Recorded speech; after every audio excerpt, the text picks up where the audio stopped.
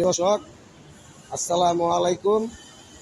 সালাম জানাই এদেশের প্রধানমন্ত্রী জননেত্রী নাজনী প্রধানমন্ত্রী শেখ হাসিনা। সালাম জানাই এই দেশের যারা ডিপার্টমেন্টে কাজ করতেছে,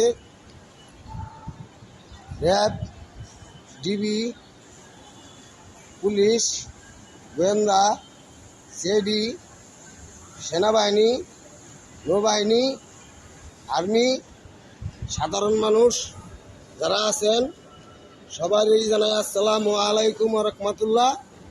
এবং কি পার্সোনালি সালাম জানাই আমার বড় ভাই ব্যারিস্টার এমপি সুমন ভাই, আসসালামু আলাইকুম।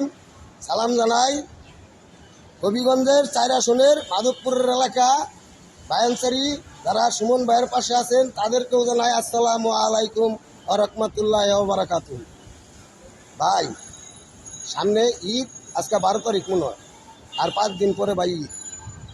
আমি কুরবানির একটা ভিডিও দিছিলাম। আমি পাগল মানুষ আবার করি নাই জীবনে।